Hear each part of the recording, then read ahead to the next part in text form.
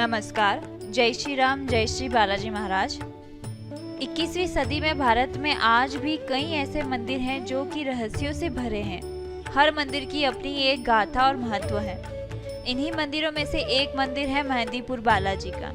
राजस्थान के दौसा जिले के पास दो पहाड़ियों के बीच मेहंदीपुर बालाजी का मंदिर बसा हुआ है, जिन्हें पहली बार देखकर लोग हैरत में पड़ जाते हैं और डर भी जाते हैं। विज्ञान भूत प्रेतों को नहीं मानता है, लेकिन यहाँ हर दिन दूर दराज से ऊपरी चक्कर और प्रेत बाधा से परेशान लोग मुक्ति के लिए आते हैं। प्राचीन ग्रंथों में वर्णित 7 करोड़ मंत्रों में श्री हनुमान जी की पूजा का विशेष उल्लेख मिलता है। श्री राम भक्त, रुद्र अवतार, सूर्य शिष्य, वायुपुत्र, केसरी नंदन, श्री बालाजी के नाम से प्रसिद्ध हनुमान जी समूचे भारत वर्ष में पूजे जाते हैं। माता अंजनी के गर्भ से प्रकट हनुमान जी में 5 देवताओं का तेज समाहित है। अजर अमर गुण निधि सुत होई, यह वरदान माता जानकी जी ने हनुमान जी को अशोक वाटिका में दिया था।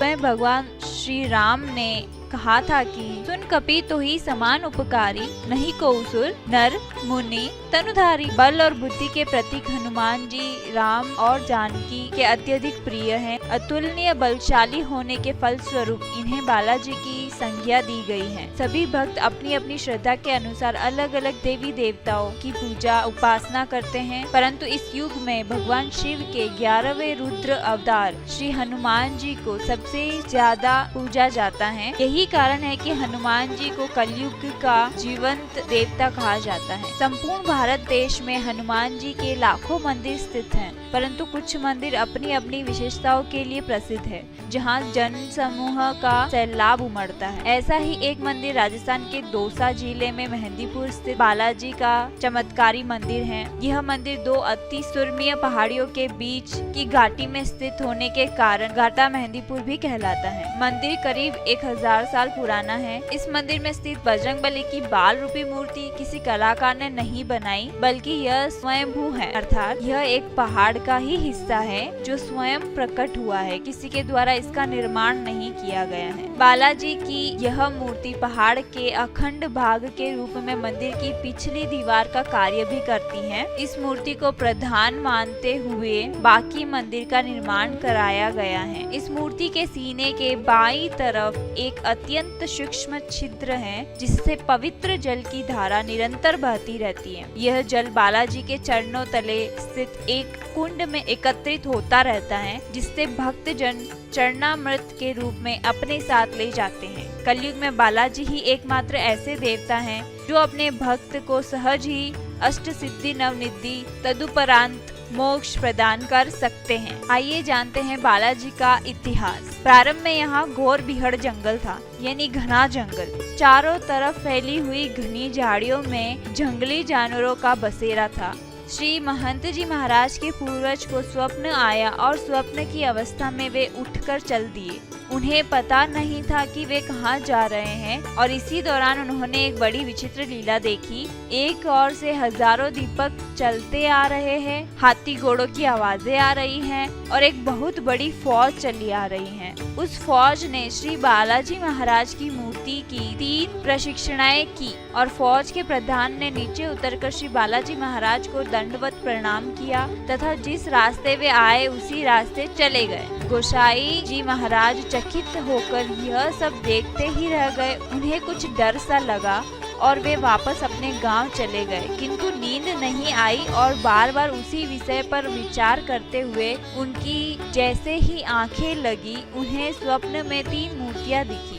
उनके कानों में यह आवाज आई, उठो, मेरी सेवा का भार ग्रहण करो, मैं अपनी लीलाओं का विस्तार करूंगा। यह बात कौन कह रहा था? कोई दिखाई नहीं पड़ा। गोसाई जी ने फिर इस बात पर ध्यान नहीं दिया और अंत में हनुमान जी महाराज ने स्वयं उन्हें दर्शन दिए और पूजा का आग्रह किया। दूसरे दिन गोसाई जी महाराज उस मूर्ति के पास पहुँचे तो उन्होंने देखा कि चारों ओर से घंटा, घड़ियाल और नगाड़ों की आवाज आ रही है, किंतु दिखाई कुछ नहीं दिया। उसके बाद श्री श्री गोसाई जी ने आसपास के लोगों को इकट्ठा किया और उन्हें सारी बात बताई। तत्पश्चात वहाँ पूजा अर्चना होने लगी। सालों पहले बादशाहों के शासन काल में इस मूर्ति को नष्ट करने की कुचेष्टा की गई थी, लेकिन वे असफल रहे। वे इसे जितना खुदवाते गए, मूर्ति की जड़ें उतनी ही गहरी होती चली गई। थक हार कर उन्हें अपना यह कुप्राय छोड़ना पड़ा। ब्रिटिश शासन के दौरान सन 1910 में बालाजी ने अपना सैकड़ों वर्ष पुराना चोला स्वतः ही त्याग दिया। भक्तजन इस चोले को लेकर सीमा पर्वती मंडावर रेलवे स्टेशन पहुँचे, जहाँ से उन्होंने चोले को गंगा में प्रवाहित करने जाना था। ब्रिटिश स्टेशन मास्टर ने चोले को निशुल्क ले जाने से रोका और उसका लगेज करने लगा, लेकिन चमत्कारी चोला कभी ज्यादा हो जाता और कभी कम हो जाता। असमंजस में पड़े रेलवे स्टेशन मास्टर को अंततः चोले को बिना लगेज ही ले जाने देना पड़ा और उसने भी बालाजी के चमत्कार को नमस्कार किया। इसके बाद बालाजी को नया चोला चढ़ाया गया। यह बालाजी का मंदिर भूत प्रेत आदि ऊपरी बाधाओं के निवारण के लिए पूरे विश्व में विख्यात है। मान्यता है कि तंत्र मंत्रादि ऊपरी शक्तियों से ग्रस्त व्यक्ति भी बालाजी महाराज की कृपा से बिना दवा के स्वस्थ होकर लौटते हैं। दुखी कष्ट ग्रस्त व्यक्ति को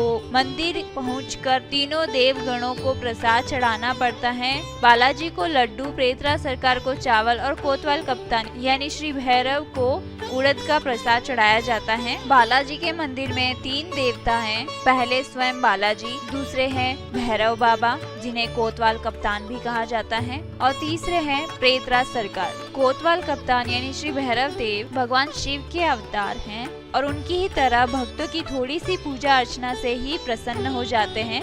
भैरव महाराज चतुर्भुजी हैं। उनके हाथों में त्रिशूल, डमरू, खप्पर तथा प्रजापति ब्रह्मा का 5वां कटाशीष रहता है। वे कमर में बाघंबर नहीं लाल वस्त्र धारण करते हैं। वो भस्म लपेटते हैं। उनकी मूर्ति पर चमेली के सुगंध युक्त तिल के तेल में सिंदूर घोलकर चोला चढ़ाया जाता है। शास्त्र और लोक कथाओं में भैरव देव के अनेक रूपों का वर्णन है, जिनमें 1 दर्जन रूप प्रामाणिक है। श्री बाल भैरव और श्री बटुक भैरव भैरव देव के बाल रूप हैं। भक्तजन अक्सर भैरव देव के इन्हीं रूपों की आराधना करते हैं। भैरव देव बालाजी महाराज की सेना के कोतवाल हैं। इन्हें कोतवाल कप्तान भी कहा जाता है। बालाजी मंदिर में इनके भजन, कीर्तन, आरती और चालीसा श्रद्धा से गाए जाते हैं। प्रसाद के रूप में भैरव देव को उड़द की दाल के बड़े और खीर का भोग लगाया जाता है।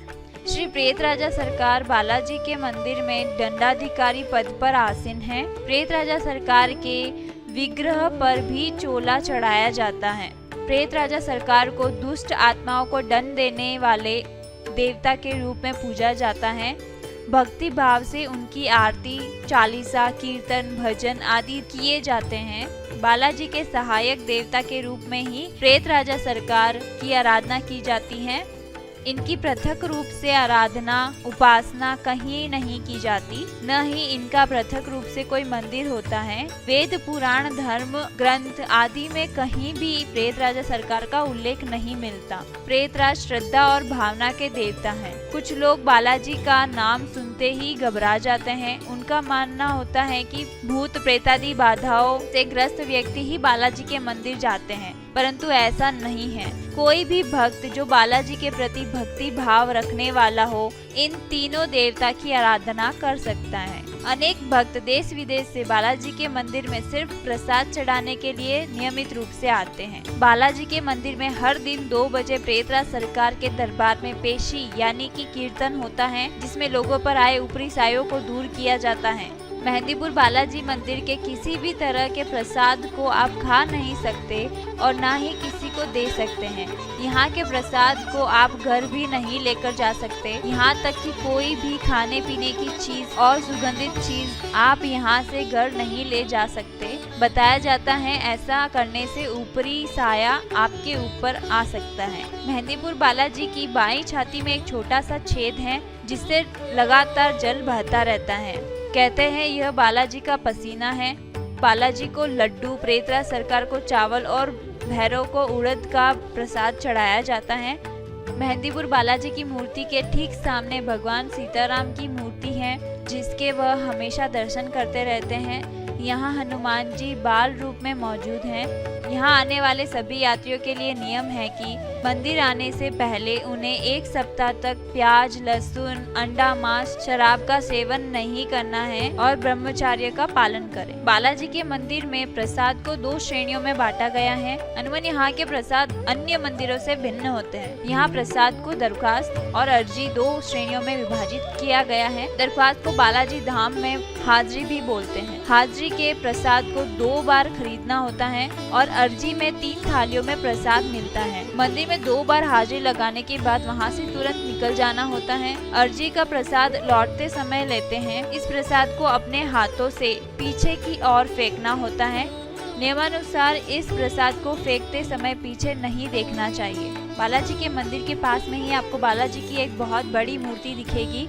उसी के पास में आपको एक गुफा भी दिखेगी जिसके अंदर आपको काफी सारी चीजें और काफी सारी मूर्तियां दिखेगी, जिससे आपको बहुत कुछ सीखने को मिलेगा। और वहीं दूसरी ओर श्री गणेशपुरी महंत जी की समाधि भी है, जहां पर सभी लोग हनुमान जी की आरती करने के बाद जाया करते हैं और वहां पर भी लोगों को भूत प्रेत से मुक्ति मिलती है। वहां अक्सर आरती के बाद पवित्र जल वितरण किया जाता है।